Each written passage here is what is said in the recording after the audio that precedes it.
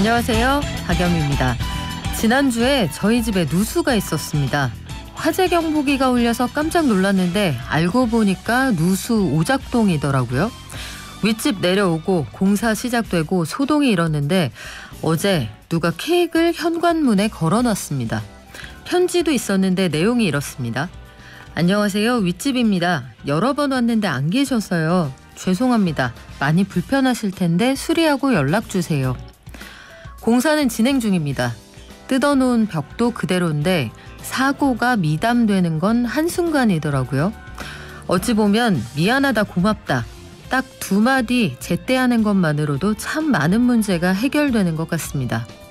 1월 25일 화요일, 여러분은 지금 삶을 발전시킬 경제발전소를 듣고 계십니다.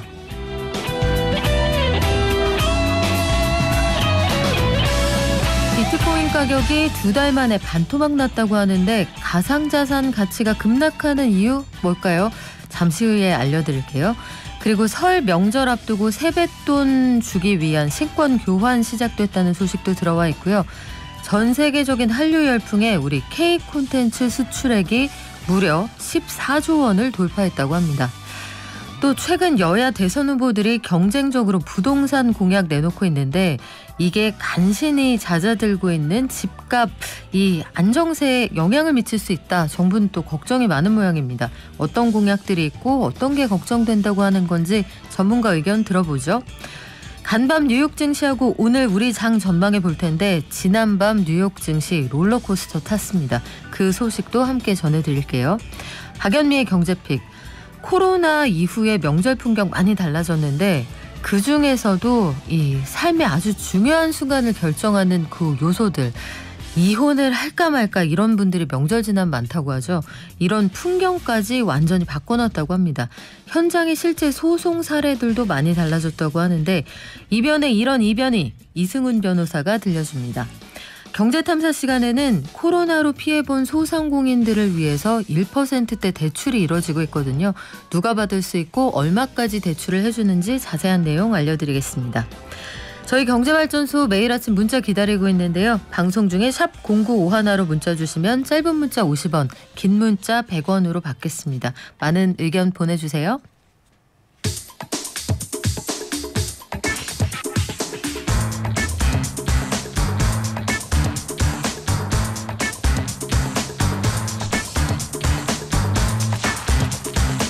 매일 아침 쏟아지는 경제뉴스 10분만 투자하면 충분히 따라잡을 수 있습니다. 10분 경제. 오늘은 한겨레 신문 이지혜 기자가 정리합니다. 안녕하세요. 안녕하세요. 네, 비트코인 값이 2달 만에 반토막이 났다. 실제로 상황이 그렇습니까?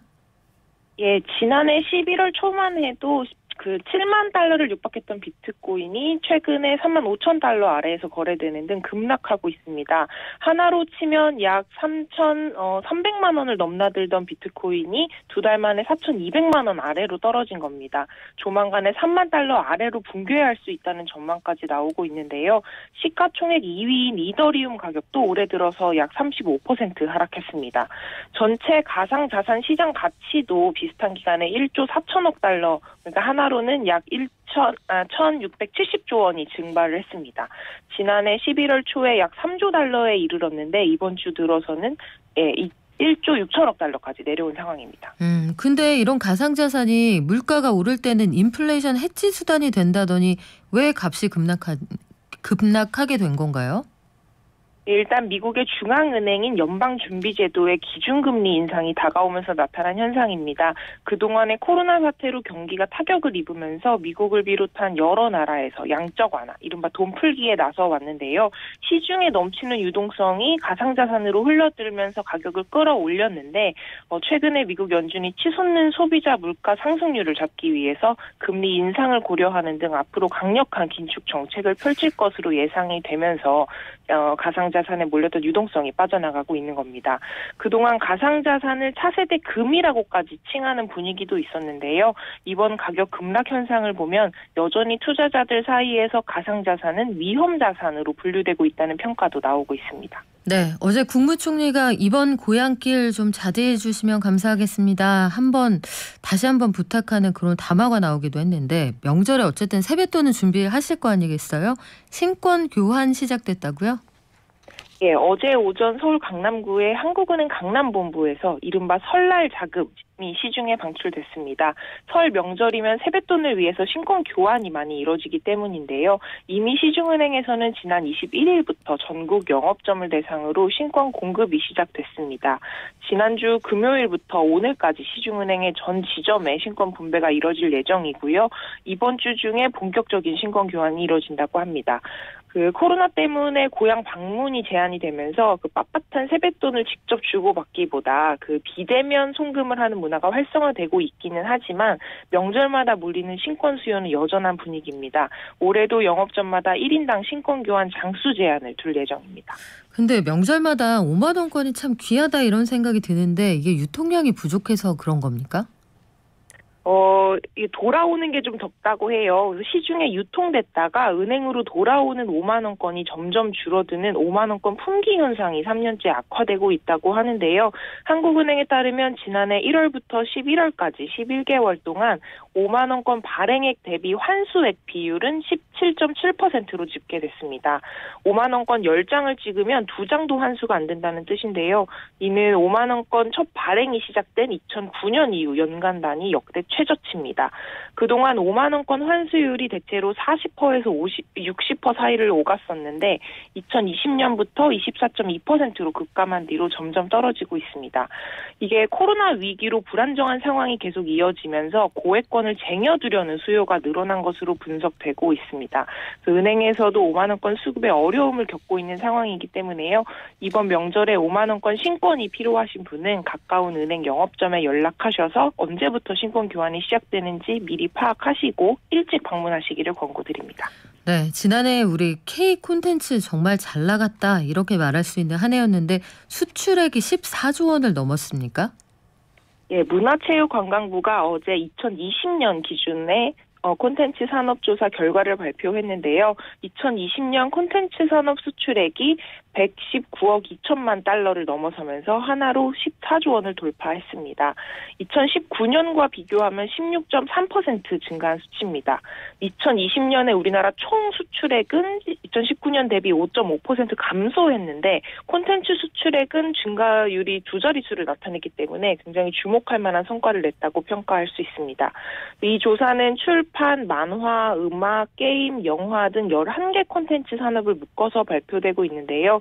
수출액 규모로는 게임 산업이 81억 9천만 달러를 넘어서면서 가장 컸습니다. 그리고 수출액 증가율로 얼마나 많이 늘었는지를 보면 출판이 60% 넘게 늘어서 가장 크게 증가했고요. 영화는 43%, 만화는 36.3% 증가했습니다. 그런데 콘텐츠 산업 수출액은 늘었는데 사업체나 종사자 수는 줄었다. 이건 왜 그렇습니까? 일단 2020년 콘텐츠 산업의 사업체 수는 9만 9,500여 개로 2019년보다 4.4% 줄었고요. 종사자 수는 64만 2천 명으로 2019년 대비 5.9% 감소했습니다. 코로나 때문에 영화관이나 공연장에서 대면 현장 영업이 제한되면서 영화와 음악 분야에서 사업체 수 그리고 종사자 수가 크게 감소한 영향이었습니다. 문제는 코로나 2년 동안에 영화관이나 공연장이 상당 인력을 키오스크 같은 기계로 대체하는 경향이 크게 나타나고 있다는 점인데요. 이런 일자리 감소 추세가 코로나 2년 동안의 한시적인 현상이 아니라 코로나가 끝나더라도 지속적으로 나타날 수 있다는 전문가들의 지적도 나오고 있습니다. 네, 지금까지 한겨레 신문 이지혜 기자였습니다. 고맙습니다. 감사합니다. 대선까지 이제 정말 얼마 안 남았습니다. 잘 들어보세요. 철도는 연장하고 도로는 지하로 숨기겠다. 집은 많이 짓겠다. 여야 어떤 후보의 공약일까요? 사실 양쪽 모두 비슷해지고 있습니다. 그런데 이런 공약이 좀 걱정스럽다 이런 의견도 있네요. 정부에서는 이런 공약들이 부동산 가격을 다시 한번 들썩이게 할 수 있다 우려를 표하고 있는데요. 공약 그리고 어떤 부분이 구체적으로 걱정이 된다고 하는 건지 NH투자증권의 김열매 연구위원에게 들어보겠습니다. 안녕하세요. 네, 안녕하세요. 네, 우리 여야 후보들 부동산 공약부터 대표적인 게 뭐가 있는지 한번 살펴볼까요? 네, 일단은 크게 보면 공급 정책과 두 번째는 아까 말씀하신 광역교통 투자 계획이 있을 것 같습니다. 먼저 부동산 공급 대책부터 말씀을 드리면요. 이재명 더불어민주당 대선 후보 같은 경우에 최근에 공급 계획을 대폭 확대한다고 발표했습니다. 기존의 정부가 갖고 있는 206만 호 계획에 추가적으로 105만 호를 더해서 총 311만 호를 짓겠다는 공약이고요. 8월에 당내 경선 당시에 250만 호를 짓겠다는 공약 대비해서 또 한 번 61만 호를 늘리겠다는 계획입니다. 특히 서울에 대규모 공급을 하겠다라고 해서요. 기존의 50만 대에서 이번에 서울에만 48만 호를 추가하겠다고 했고 경기 인천에도 28만 호, 기타 지역에도 29만 호 이렇게 이제 추가 계획을 발표를 했습니다. 그러면서 또 하나 특징적인 거는 신규 택지 개발뿐만 아니라 재개발 재건축에 대해서도 공급 확대를 하겠다 이렇게 발표를 했다는 내용입니다. 그리고 또한 이제 반값 아파트 얘기도 하고 있고요. 네. 또한 청년들에 대해서 생애 최초 구입자에 대해서는 주택담보대출의 LTV를 90%까지 완화하겠다는 얘기도 최근에 나왔습니다. 윤석열 후보도 주택 공급 방안을 내놓고 있죠? 네, 맞습니다. 윤석열 후보 역시 마찬가지고요. 사실 처음에 말씀하신 것처럼 정말 양당의 공급 정책이 좀 비슷해지고 있습니다. 윤석열 후보 같은 경우에는 서울에 신규 주택 50만 호를 공급하겠다라고 사실 먼저 발표를 했었기 때문에 이재명 후보 발표한 숫자보다 좀 더 작지만 일단은 비슷한 기조라고 볼 수 있습니다. 재개발 재건축 활성화를 중심으로 얘기하고 있고요. 두 후보의 차이가 있다면 윤석열 후보 쪽에서는 좀 더 재건축에 대한 규제 완화를 얘기하고 있고 역세권의 민간 재건축에 대해서도 규제 완화를 얘기하고 있습니다. 그러나 이제 기본적으로는 도심지에서 주택을 공급 확대하겠다라는 기조는 양당 모두 마찬가지라고 볼 수 있습니다. 그래요. 지금 말씀하신 것처럼 공급을 늘리고 교통망을 확충하겠다. 아마 최대 공약수가 이렇게 정리가 될 것 같은데 정부에서는 이런 대선 주자들의 부동산 공약이 좀 걱정스럽다고 합니다. 왜 그렇습니까? 네, 재건축 규제 완화 방침이 윤석열 후보 쪽에서도 나왔지만 최근에는 이재명 후보 쪽에서도 민간 재건축에 대해서도 규제 완화 방침이 좀 나오고 있고요. 그리고 GTX 같은 경우에는 아무래도 투자 계획이기 때문에 이런 계획이 나오면서 집값이 들썩일 조짐이 있다 이렇게 판단하고 있습니다. 홍남기 경제부총리가 정기적으로 열리는 부동산 시장 점검 관계장관 회의에서 지난 이제 19일인데요. 1월 들어 일부 지역의 주택 가격이 선거 과정에서의 대규모 개발 공약에 영향을 받는 조짐이 있어 정부는 심각한 우려를 가지고 모니터링 중이다. 이런 발언을 했습니다. 아무래도 대선이라는 것이 민심의 영향을 이제 받을 수밖에 없는데 특히 최근에 가장 민감한 부분이 부동산이다 보니까 대선 후보들이 경쟁적으로 규제 완화나 각 지역의 개발 공약을 내놓는 게 아니냐라는 이제 우려의 목소리가 나오고 있는 것이죠. 네, 양쪽에서 지금 우리가 지지율을 수성하고 있는 그 수위의 후보들만 거론을 하고 있습니다만 공약은 이렇게 해볼 수도 있다라는 말이잖아요. 근데 이게 실제로 부동산 가격에 벌써 영향을 미치고 있다 이런 주장도 있더라고요. 재개발 재건축 활성화라는 발언이 나올 때 재개발 재건축 가격이 최소한 빠지지는 않는다라고 볼 수가 있는 거고요. 또 최근에 가장 주목하고 있는 것은 광역급행 철도 GTX의 연장 얘기입니다. 윤석열 후보 측에서 사실 이번 1월 초부터 수도권 광역교통 공약을 발표를 했고요.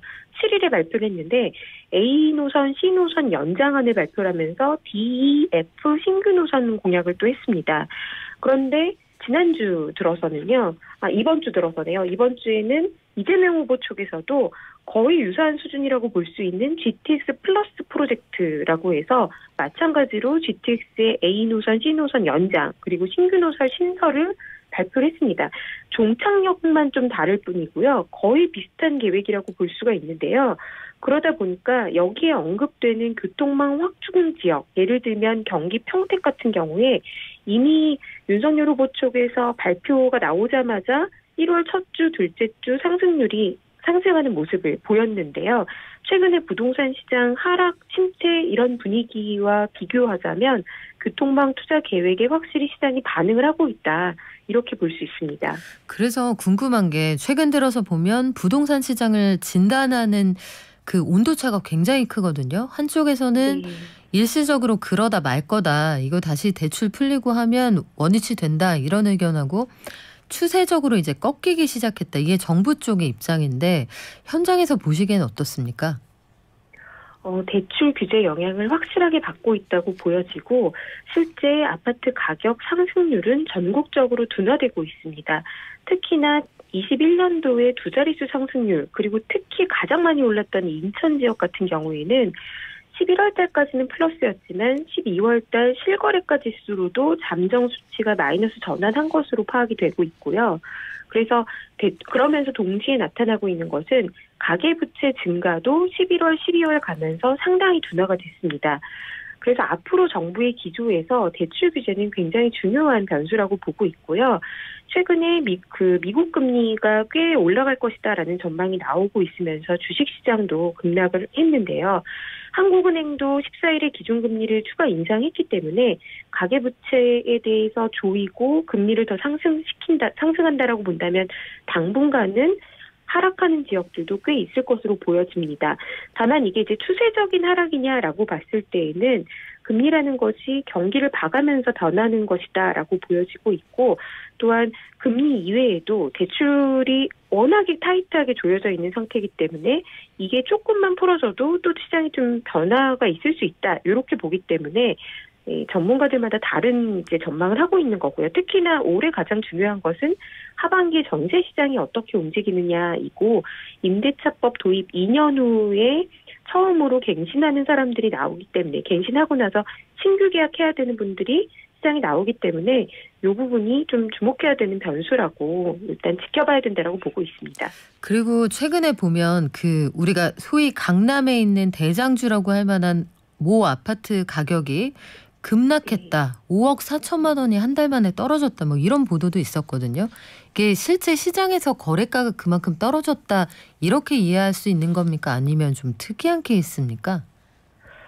사실 기존에도 시장이 호황일 때에도 간혹 실제 그 실거래가가 시세라고 보기에는 좀 낮게 거래되는 상황이 좀 있습니다. 이거는 집이라는 것이 워낙에 개별 집의 상황이 다르고 주인과 매수자가 어떤 상황일지를 저희가 일일이 다 파악은 할 수 없거든요. 네. 그래서 이런 건들이 일어났을 때 이 건들 가지고 시장 상황을 판단하기는 좀 어려운데요. 지금 분명한 것은 매수 우위, 그러니까 매도 우위 이런 매매 수급 지수가 있습니다.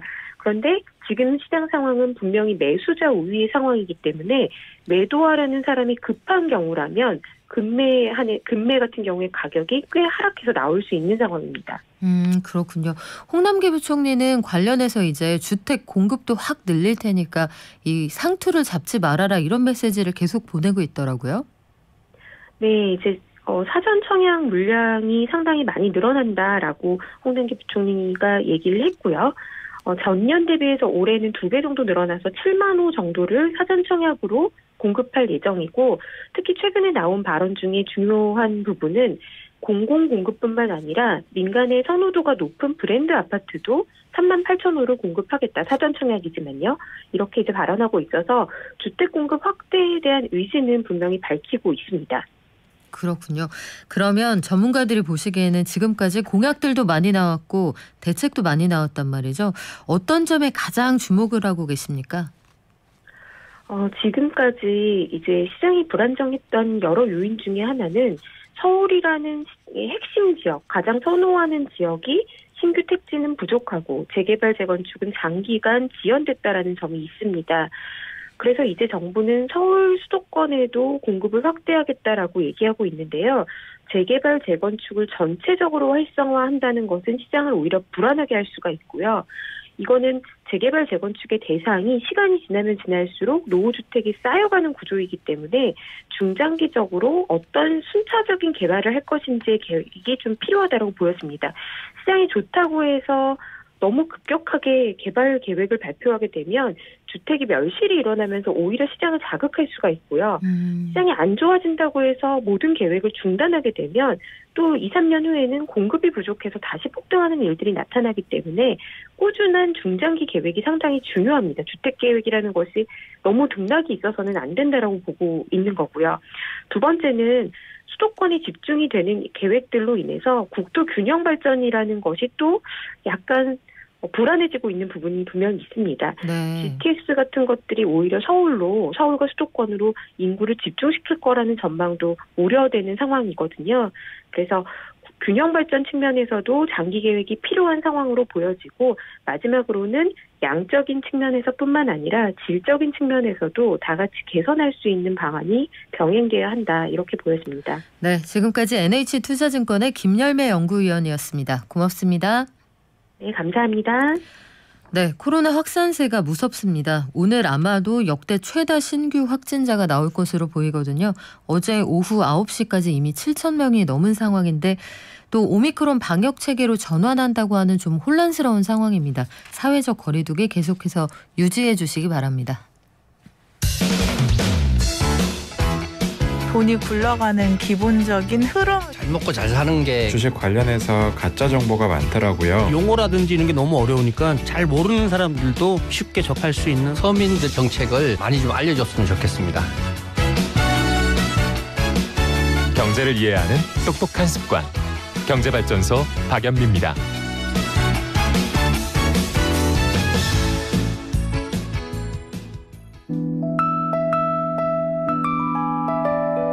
개미 한 마리, 개미 두 마리, 개미 세 마리가 사과를 들고 하나, 둘, 셋. 네, 간밤 뉴욕 증시 그리고 오늘 우리 증시 전망해 보겠습니다. 키움증권의 한지영 연구원 연결돼 있습니다. 안녕하세요. 네, 안녕하세요. 간밤 뉴욕 증시는 한마디로 대반전, 유주얼 서스펙트급 반전이었는데 왜 그렇습니까? 네, 그래서 장 초반부터는 1월 FMC 경계감과 또 러시아랑 우크라이나라 진짜 전쟁을 할 수 있겠다라는 좀 불안감들로 이른바 투매 현상, 패닉이 출현하면서 폭락세를 연출했습니다. 그래서 나스닥 같은 경우는 장 중반에 5% 가까이 급락을 했었는데 그렇지만 장 중반 이후부터 실적 시즌에 대한 기대감도 한번 다시 가져보자라는 인식 속에 또 기술 및 저점 매수세가 유입됨에 따라 상승 전환하면서 끝내 반등에 성공한 채로 마감을 했습니다. 그렇군요. 어제 그 미국에서 본국의 대사관 직원들 다 철수하라고 했다. 이 소식이 상당한 충격을 줬는데 앞으로 변동성이 계속 되겠죠? 예, 일단 그렇게 될 거라고 저도 생각을 하고 있고요. 그래도 미국 증시가 최근에 힘겨운 상황을 딛고서 반등에 성공했다는 점은 일단 안도로 볼 수 있습니다. 그리고 이거는 최근 투자자들 사이에서 연쇄 매도를 유발하는 이른바 부정적인 피드백 루프, 이것이 추가적으로 강화되는 것을 제한했음을 시사하고 있습니다. 물론 1월 FOMC에 대한 경계감, 또 전쟁 현실화 가능성 등 여전히 제대로 소화하지 못하고 있는 악재가 상존하고 있는 만큼 변동성 확대 국면은 당분간 이어질 것으로 예상을 하고 있고요. 그럼에도 좀 주목해 볼 만한 게 어제 장 마감 후에 IBM이 예상보다 양호한 실적을 발표하면서 시간의 주가가 상승세를 기록하는 등 국내외, 한국과 미국 등 주요 기업들의 테크 및 성장주들의 실적 시즌 기대감이 유효한 것으로 보입니다. 그래서 이를 종합했을 때 지금 시점에서는 변동성 확대 가능성을 대비하면서도 향후 실적 성장이 뒷받침되는 IT 혹은 수출 이런 성장 업종을 중심으로 분할 매수에 나서는 전략을 한번 해볼 만하다라고 생각하고 있습니다. 근데 또 한쪽에서는 이 반대 매매 금액이 사상 최대치까지 늘어났다 이런 얘기가 나오거든요. 일단 반대 매매가 뭔지부터 설명을 좀 부탁드릴게요. 예, 반대 매매 주식 같은 경우 저희가 일반적으로 살 때 그냥 계좌에 있는 현금으로 사는 게 일반적입니다. 그런데 여기 주식 계좌 내에서도 빚을 내서 살 수 있는 그런 시스템이 있어요. 그래서 이런 것들을 이제 미수금 계좌라고 하는데, 이 미수 계좌를 활용하면은 소액의 증거금만 납부하고도 주식을 다 살 수 있어요. 연결 상태가 좋지 않은데 잘 들리시나요? 네, 잘 들립니다. 네. 그러니까 주식을 외상으로 산다 이렇게 이해하면 될까요? 예, 맞습니다. 그래서 그거를 외상을 갚지 못하면은 증권사에서 강제적으로 장전 동시 호가 때 하한가로 주문을 내는 이러한 것들이 있는데, 이러한 것들을 반대매매 금액이라고 합니다. 그래서 그 금액이 660억 원대 역대급을 기록했다는 점은 지금 부담 요인인데, 이러한 것들은, 이러한 반대매매는 장 초반에 단기적으로 수급상 그 개별 주식들의 주가 변동성을 확대시키는 요인이지만, 이게 장중을 지켜보시면은 그 지속성이 짧은 만큼 그냥 하나의 소음으로 정도 보시면 되지 않을까라고 생각하고 있습니다. 그렇다면 안심이 좀 되는데, 오늘 우리 증시 출발 상황이 좀 두렵기도 합니다. 지금 한 26분 흘렀는데 우리 증시 출발 소식 어떤가요? 지금 코스닥 같은 경우는 상승세로 출발을 하고 있는데, 코스피는 지금 하락세로 출발하면서 지금 1%대 가까운 하락을 보이고 있습니다. 그래도 방금 말씀드렸던 반대매매 금액, 또 LG 에너지 솔루션 상장과 관련된 이러한 수급 왜곡 현상이 장 초반에 일어나고 있는 것으로 보여지고 있고요. 그래도 미국 증시 반등 효과와 또 좀 전에 바이든이 발표한 대로 우크라이나란 전쟁 가능성은 낮다라는 전망들이 확산되고 있음을 감안했을 때, 오늘 증시 장 중반 이후부터는 어느 정도 안정을 찾지 않을까라고 생각하고 있습니다. 네, 지금까지 키움증권의 한지영 연구원이었습니다. 오늘 말씀 고맙습니다. 네, 감사합니다. 네, 설날이 정말 코앞으로 다가와 있는 상황인데, 명절이 다 같이 좋으면 좋겠지만 꼭 그렇지만은 않다, 이렇게 호소하는 분들도 분명히 있습니다. 사회적 분위기가 많이 달라지긴 했는데요. 아직까지는 그 남편들한테는 홈 경기, 부인들한테는 어웨이 경기일 때가 많거든요. 이 상황에서 한쪽만 재미있다가 많은 명절은 꼭 뒤탈을 남깁니다. 해서 명절 뒤에는 의뢰, 이혼율이 올라간다고 하는데, 요게 지난해에는 좀 달라졌다고 하거든요. 왜 그러는 건지, 법으로 돈의 천태만상까지 들여다보는 이변의 이런 이변이, 법률사무소 파란의 이승훈 변호사 나왔습니다. 안녕하세요. 네, 안녕하세요. 1년 만이네요. 해가 바뀌었어요, 그렇죠? 네.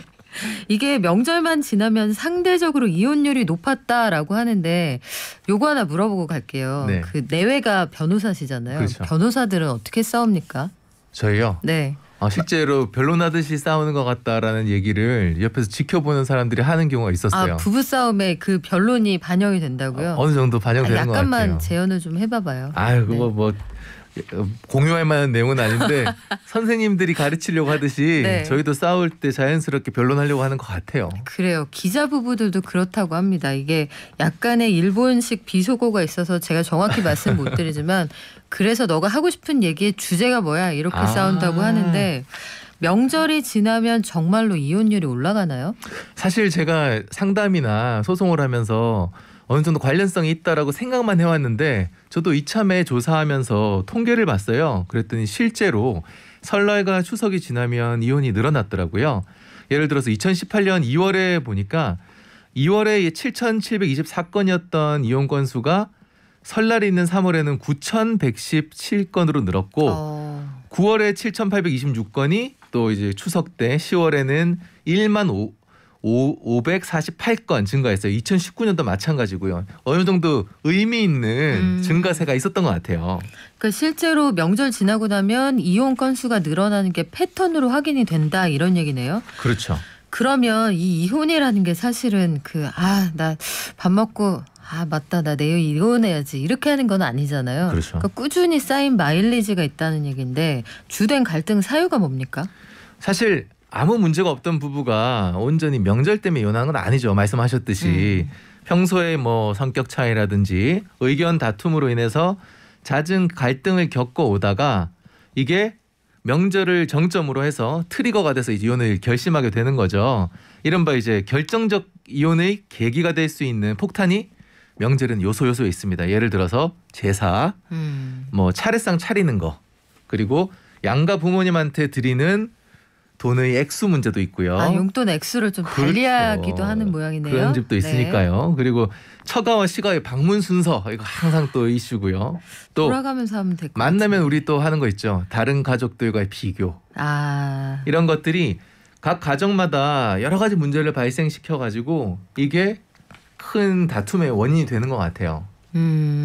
그래요. 요새는 뭐 고부 갈등에 더해서 장서 갈등까지 상당한 영향이 있다고 하는데 자, 직접 상담했던 사례 중에 어떤 것들이 있는지 한번 들어볼게요. 지난 이제 10년 넘게 변호사 생활하면서 이혼을 참 많이 다뤄봤지만 당장 물어보시니까 생각나는 건 지금 하고 있는 거, 지금 당장 하고 있는 거 예를 들어드리면, 네. 예, 이 집은 명절에는 항상 일가 친척 전원이 2박 3일 동안 여행을 가야 돼요.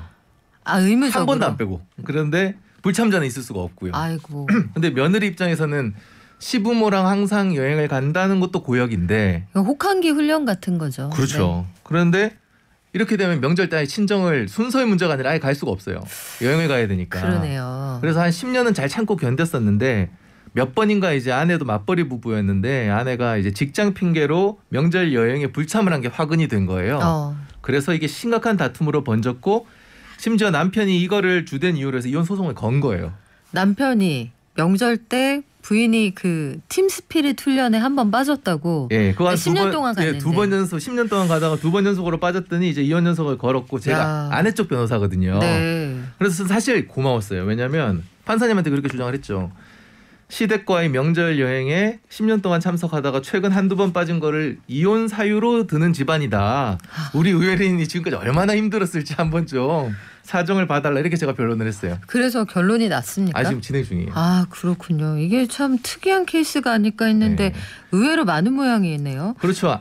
이거는 이제 특수 케이스고 전형적인 사례를 들어보면 이런 거죠. 이제 며느리 입장에서는 돌아오는 명절마다 가족들 다 모여 있는 앞에서 이제 시어머니는 뭐 요리다 뭐다 며느리 타박을 하고 그리고 제사 음식 해드리면 뭐 요리를 안 배워왔다 누구 며느리랑 비교하면서 면박을 주기도 하는데 남편은 항상 뒤에 빠져서 방관만 하는 거죠. 근데 또 남편 입장에서 남편도 불만이 있어요. 자기는 이제 명절 땐 아내가 고생을 하니까 평상시에는 처가의 일이 있으면 항상 자기가 먼저 달려가서 온갖 일을 다 하고 뭐 그랬는데 명절 하루만 좀 시댁에서 하루 먼저 자고 성묘도 좀 하고 하자고 하는데 그날 사정을 안 봐준다 이거죠. 그래서 거기에 대한 불만이 있고 그러다 집에 돌아가는 차 안에서 폭발을 하는 거죠. 아내는 아내 나름대로 남편 나름대로 서운한 점 토로하다가 뭐 서로 싸움만 더해지고 결국 대판 싸움 뒤에 이혼 상담하러 오는 거죠. 근데 사실 명절이 즐거우라고 만든 날이잖아요. 이게 의미가 있는 게 추수하고 많이 거둬들였으니까 1년 동안 고생했다. 다 같이 먹고 마시고 하루 즐겨라 이런 날인데 이게 두 사람한테 다 스트레스가 된다고 하면은 명절의 의미를 다시 한번 생각해 봐야 되지 않을까 싶은데요. 명절 연휴가 되면은 사실 싸움도 싸움이지만 이게 가정폭력으로 비화하는 경우도 상당히 많다면서요. 예, 실제로 명절 연휴에 이제 가정폭력 신고 또한 압도적으로 많이 증가를 한대요. 수치적으로 한 50% 증가한다고 해요. 그래서 2016년부터 19년까지 명절 연휴에 발생한 가정폭력이 하루 평균 한 1000건쯤 되는데 보통 때보다 한 50% 높은 수치예요. 50%.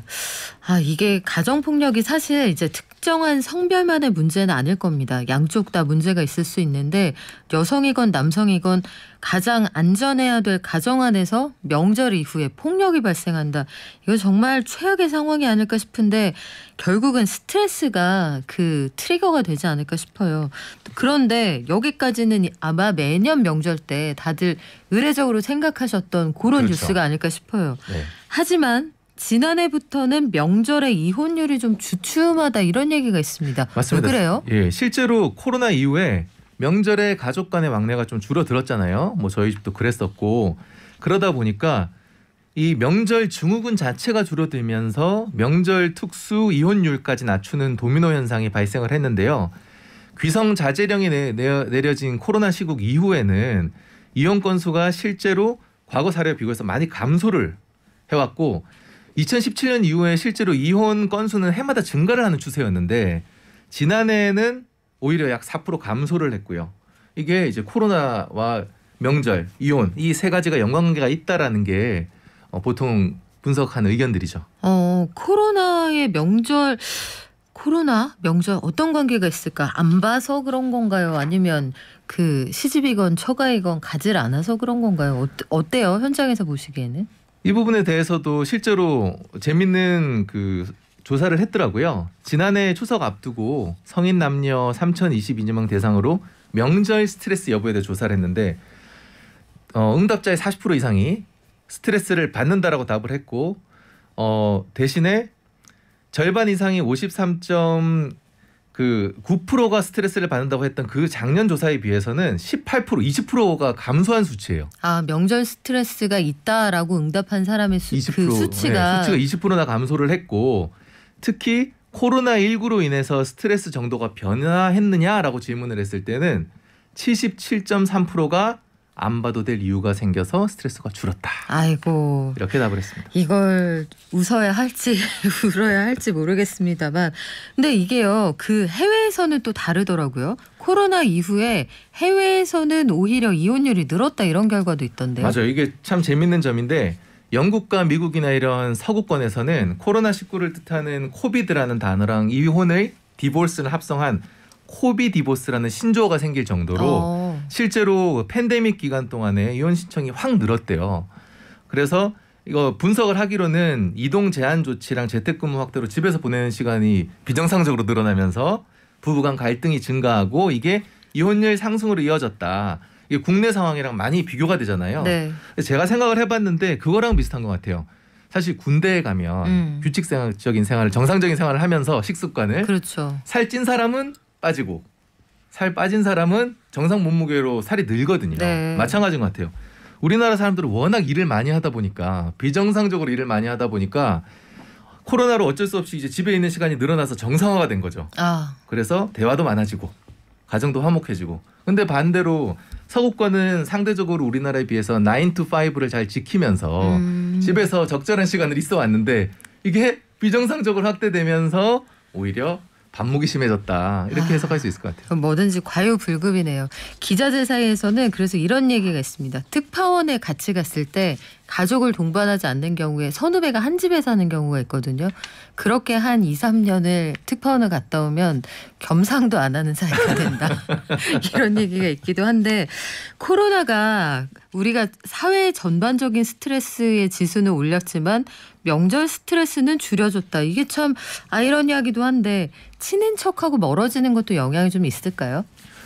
실제로 있는 것 같아요. 이게 보면 코로나19로 한 지붕에 사는 가족을 제외한 나머지 가족들과의 관계에 대해서 통계청에서 이제 조사한 게 있는데 그 결과가 가족 관계가 가까워졌다는 응답은 확 늘어나는데 비해서 친인척, 이웃, 절친한 친구와 멀어졌다는 응답은 훨씬 늘어서요. 가까워졌다는 응답보다 멀어졌다는 응답이 18배가 높았다고 합니다. 그래요. 사실 인간관계가 굉장히 단출해진다는 느낌 분명히 있거든요. 그런데 이런 명절 스트레스 이게 이혼 소송의 사유가 될 수도 있습니까? 사실 명절 때 큰 스트레스를 받았다는 것 그 자체로 이혼 사유가 되기는 어렵죠. 만약에 명절 스트레스로 인한 부부싸움 정도라면 이후에 뭐 칼로 물베기라고 하잖아요. 대화나 이해, 배려를 통해서 이제 충분히 해결할 수 있는 문제라고 판사님도 생각하고 뭐 변호사들도 그렇게 생각하는데 대신에 이게 트리거가 돼서 촉발된 그 이후의 일들, 도를 넘어선 모욕이나 폭언, 아까 잠깐 말씀하신 가정폭력 같은 이런 싸움으로 번졌을 때는 얘기가 달라지죠. 이거는 충분히 법에서 정한 이혼 사유가 될 수 있습니다. 그래요. 이 가족끼리도 그냥 남들한테 하는 정도만 인사치레하고 사회생활 하는 정도의 예의만 갖춰도 분쟁이 사실 되게 많이 줄어들 것 같다는 생각이 드는데 관련 판례로 오늘 마무리하겠습니다. 어때요? 사실 이 명절이라는 이슈가 이혼 소송에 있어서도 참 많은 부분이 등장을 해요. 왜냐하면 이혼 소송을 하면 남편 쪽에서 제일 많이 주장하는 거잖아요. 사실 90% 이상이 주장하는 게 아내 역할을 제대로 못했다예요. 뭐 사실 여부랑 무관하게 무조건 주장을 하고 봐요. 그러면 거기에 대해서 반박을 해야 되는데 그렇죠. 아내 역할을 내가 이때까지 충실했다라는 증거를 댄다는 게 참 쉽지가 않아요. 하지만 명절에 항상 시댁에 가서 뭐 제사를 지냈다라든지 이건 참석했다는 증거만 제출할 수가 있다면 그래서 항상 판례 빠짐없이 나오는 말들이 있어요. 표현이 며느리로서 집안의 대소사나 명절에 빠짐없이 참석하는 등 그 역할을 성실하게 수행하여 온 사실을 인정할 수 있다. 이게 아주 전형적인 표현이에요. 그거 참 이게 이렇게 되면요. 사실은 여기까지 가지 않고 해결하시는 게 제일 좋고 변호사가 옆에 계시지만 우리가 소송을 시작한다는 건 사실 우리 경제방송이지만 엄청난 시간과 돈이 들어간다는 얘기잖아요. 그렇죠. 그렇죠. 그리고 이혼한 후에 재산 분할이며 그렇죠. 너무 복잡해지지 않습니까? 맞아요. 사실 청취자분들이 궁금해하실 수 있어요. 우리가 법으로 돈을 얘기하는 이 코너에서 왜 갑자기 이혼 얘기를 하느냐. 네. 이혼 소송은 돈이거든요. 소송은 돈입니다. 그리고 시간이라는 엄청난 기회비용이 들어가고요. 그렇죠. 이게 싸울 때 보면은 굉장히 치열하게 싸우고 서로 잘 아니까 더 잔인해지잖아요. 맞아요. 자, 우리 좋자고 만난 사이에 거기까지 가지 마시고요. 사이좋게 지낼 수 있는 방법을 한번 모색해 보자고요. 그리고 그럼 이거 명절에 어디 갈 때마다 셀피를 찍어놔야 되나 이런 생각하실 좋은 수도 팁입니다. 있어요. 혹시 모르니까요. 농담입니다. 다 좋은 즐거운 명절 보내시기 바라고요. 자, 쏘리하고 땡큐만 하셔도 우리 큰 문제 없다는 거 우리 말씀드렸죠. 오늘 이승훈 변호사 보내드릴게요. 고맙습니다. 고맙습니다. 네, 오미크론 변이 확산하면서 우리 다시 한번 영업시간에 대한 제한이 시작이 됐습니다. 강화된 사회적 거리두기 연장되면서 자영업자들이 지금처럼 힘들 때가 있었나 싶은데 벌써 3년째죠. 방역의 방향과 수단을 바꿔야 한다 이런 주장도 있습니다만 일단은 급한 불을 꺼야 하니까 정부가 1%대의 저금리로 대출을 해준다고 합니다. 이게 신청을 받기 시작했다고 하는데 자세한 내용 매일경제신문 김유신 기자에게 알아볼게요. 안녕하세요. 안녕하세요. 코로나19로 피해본 자영업자들 지원하는 프로그램이 마련됐다라고 하는데 구체적으로 어떤 건가요? 네, 정부가 코로나19로 피해를 본 자영업자분들을 위해서요. 8조 6천억 원 규모의 초저금리 대출 프로그램을 마련했습니다. 이번 프로그램은 중신용자와 고신용자를 구분해서 자금 지원이 이뤄지는데요. 신용도에 따라서 금리는 1에서 1.5%로 적용이 되고 최대 1,000만 원까지 대출이 가능합니다. 대상은요? 대상은 정부가 작년 12월 27일부터 방역 조치로 매출이 감소한 소상공인을 대상으로 소상공인 방역지원금 100만 원을 지급했는데요. 이 지원금을 받은 소상공인 분들 중에서 신용등급이 5등급 이상에 해당하시면 대상이 됩니다.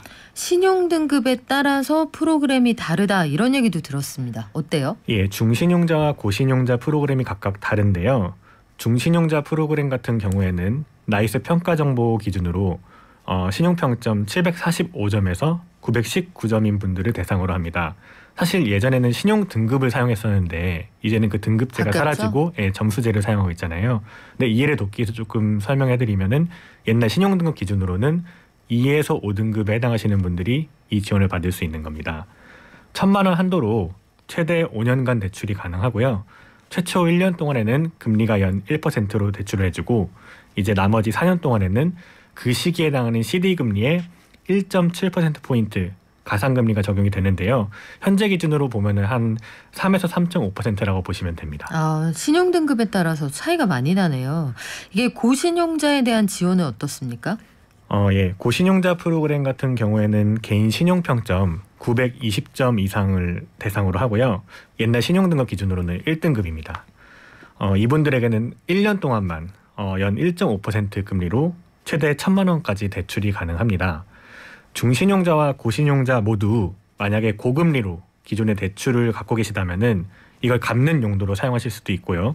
만약에 조금 더 기존의 대출을 보유한 상태에서 신규로 자금이 필요하신 분들 같은 경우에도 이번 대출 프로그램을 이용할 수 있습니다.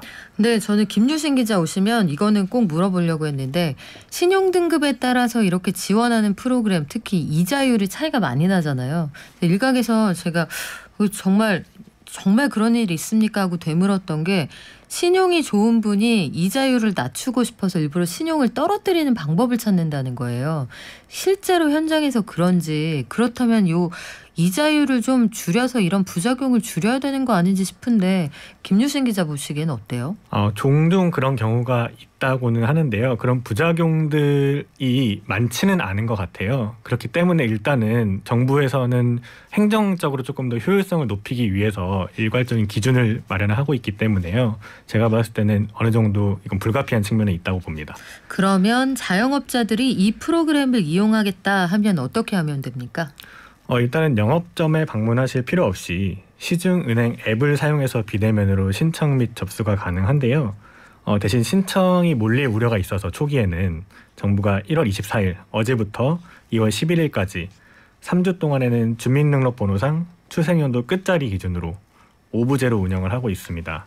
자세한 신청 날짜는 이제 자주 이용하시는 은행에 문의를 하시면은 조금 더 정확하게 아실 수 있습니다. 근데 정부가 이게 처음이 아니고 기존에 해왔던 프로그램들도 여러 가지가 있잖아요. 그런 것들하고는 어떻게 중복되면은 지원을 안 하게 되나요? 그렇지는 않습니다. 기존에 이용하시는 것들도 이용을 하면서 이번에 새로 대출 프로그램 만약에 이제 소상공인 방역 지원금 100만 원을 받으신 분들은 이제 다 해당이 가능하고요. 근데 아시다시피 방금 말씀하신 대로 정부가 한 지난 2020년 이제 코로나가 발생한 이후에 바로 이제 소상공인분들의 매출이 타격을 입게 되니까 네. 굉장히 많은 금융 지원을 하고 있습니다.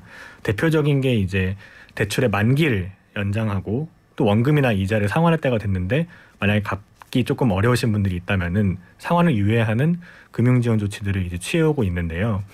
정부 발표에 따르면은 이게 한 200조 원 이상 금융 지원이 이루어졌다고 해요. 근데 이제 이런 금융 지원 조치들이 오는 3월 종료를 이제 원칙으로 하고 있습니다. 금융위원회는 하지만 이제 코로나19가 지금 계속 오미크론 변이 때문에 확산이 되고 있으면서 경제 상황이 굉장히 안 좋을 수 있기 때문에 그 상황을 보고 이 지원을 조금 더 연장할지 안 할지를 조금 더 고려하겠다는 입장입니다. 네, 그 현장에서 나오는 목소리 중에는 어쨌든 1%이든 심지어 이자를 거의 안 받는다고 하든 대출은 대출이다. 그러니까 대출이라는 게 빚이잖아요. 그러니까 이 상황에서 상환 능력은 떨어지는데 빚을 늘려주는 게 맞느냐. 긴급하게 자금을 지원하는 그런 방향으로 정책 틀을 완전히 틀어야 된다 이런 주장도 있거든요. 현장에서 보시기엔 어떻습니까? 그런 주장도 분명히 일리는 있는데요. 그렇다면 이제 정부가 어떤 예산을 사용해야 되는 문제이지 않습니까? 그렇기 때문에 국가의 빚이 늘어날 수 있는 부분이고 국가에서는 또 이제 추경 예산을 짜야 되고 적자 국채를 발행해야 돼서 정부 빚이 늘어날 수 있기 때문에 그 부분에 대해서 굉장히 신중하게 또 고려해야 된다는 입장들도 분명히 지적들이 또 나오고 있습니다. 그래요. 아마 현장에서 자영업 하시는 분들 다양한 의견 가지고 계실 텐데 의견 주시면 저희가 반영해서 방송에서 말씀해드리겠습니다. 자영업자 장부의 빚이 늘어나는 게 보다 건강할까요? 아니면 어쩔 수 없는 상황이라면 국가 부채가 늘어나는 게 보다 정의로울까요? 저는 요즘 그런 고민을 많이 하고 있거든요. 코로나19 피해는 어쨌든 지속되고 있고 언제 끝날지 모른단 말이에요. 그런데 앞서서 잠깐 김유신 기자가 언급해 주신 것처럼 정부가 이런 방식의 대출 지원 같은 것들을 종료하는 것도 검토하고 있다. 이렇게 말씀을 하셨어요. 이거 왜 그렇습니까? 예, 사실 고승범 금융위원장께서 이제 3월 종료를 원칙으로 한다고 했는데요. 물론 이제 정부가 한 2년가량 이런 금융 지원을 하면서 소상공인들에게 굉장히 많은 이제 도움이 된 건 사실입니다. 하지만 이런 지원책이 한도 끝도 없이 이어질 경우에는 잠재 부실이 누적돼서 그리고 금융 시스템 전체로 이제 이런 리스크가 확산될 수가 있기 때문에 정부에서는 조금 이제 종료를 어느 정도 염두에 둬야 되는 것이 아니냐 이런 의견들이 나오고 있는데요. 현재 우리나라 은행들 같은 경우에 연체율이 사상 최저치로 낮아져 있는 상태입니다. 뭐 물론 은행들이 건전성을 잘 관리해서 네. 그런 이유도 있겠지만 지표가 주니까 이런 정부의 금융 지원 때문에 조금 어려우신 분들이 대출을 늦게 갚아도 되고 또 원금 상환을 하지 않아도 되기 때문에 연체율이 낮아진 거 아니냐 이런 지적들이 나오고 있어서요. 정부에서는 금융 지원 대책을 일단은 3월 종료하는 것을 원칙으로 하되 한꺼번에 대출을 갚지 않고 조금씩 나눠서 갚을 수 있도록 여러 가지 프로그램들을 지금 구상하고 있는 것으로 알려졌습니다. 지금 가계부채 증가율 자체는 좀 많이 줄어들고 있는 상황인 거잖아요. 그래서 정부는 이 상황이 바람직하다 혹은 이게 정책의 성과다 이렇게 보고 있는 건가요? 사실 조금 구분해서 봐야 되는데요. 가계부채 같은 경우에는 개인들이 받는 부채고 네. 이제 소상공인분들이 받으시는 거는 이제 별개로 이제 구분이 됩니다. 그래서 개인의 이제 부채 같은 경우에는 조금씩 줄어들고 있는 게 네. 맞습니다.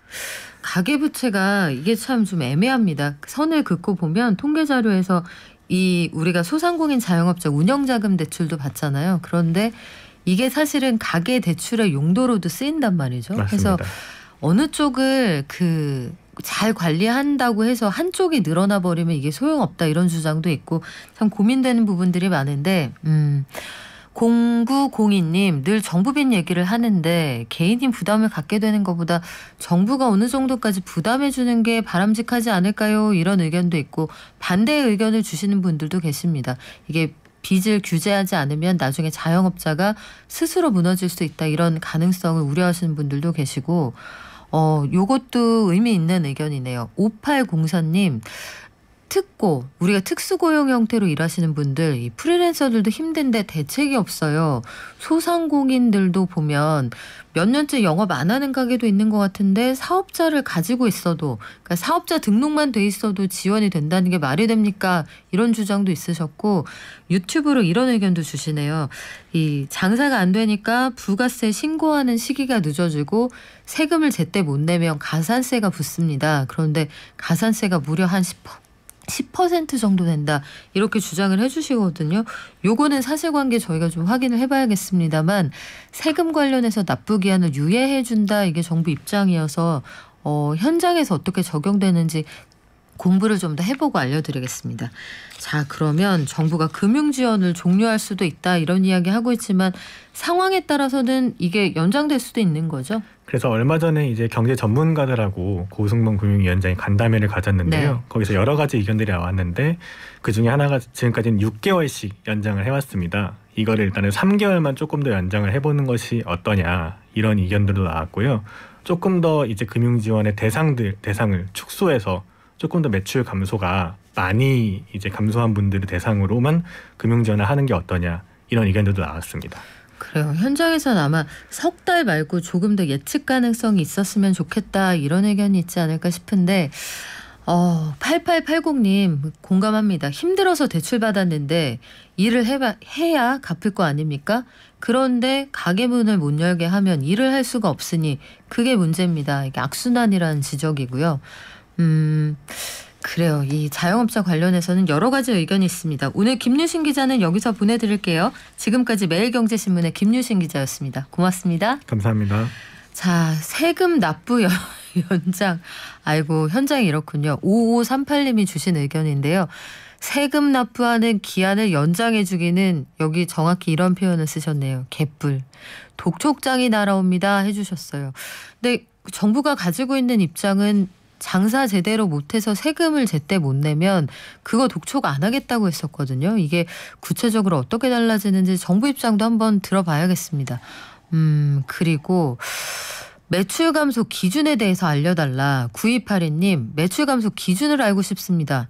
자, 물가가 인상됐어요. 그러면 소비자 가격이 올라갈 거고 그러면 소비자 가격이 올라가니 볼륨이 늘어날 거 아니겠습니까? 이걸로 매출이 올라간다는 건 사실 남는 건 없다는 얘기인데 이렇게 말씀해 주셨는데 정부가 여기까지 아마 이 정밀하게 발라내기는 좀 어려울 것 같고요. 이게 이제 현장에서 이야기하는 한계입니다. 한계인데 이 와중에 신우이 사연도 보내주셨네요. 이승훈 변호사 가고 나서도 여운이 많이 남으시는 모양이에요. 신우이들 1년 동안 못 만나고 남편하고 사이가 좋아졌습니다. 이런 의견도 많이 주시는데요. 코로나가 참 우리 인생을 많이 바꿔놓습니다. 설 풍경도 많이 달라지겠지만 가족 간의 만남 이런 것도 달라질 것 같고요.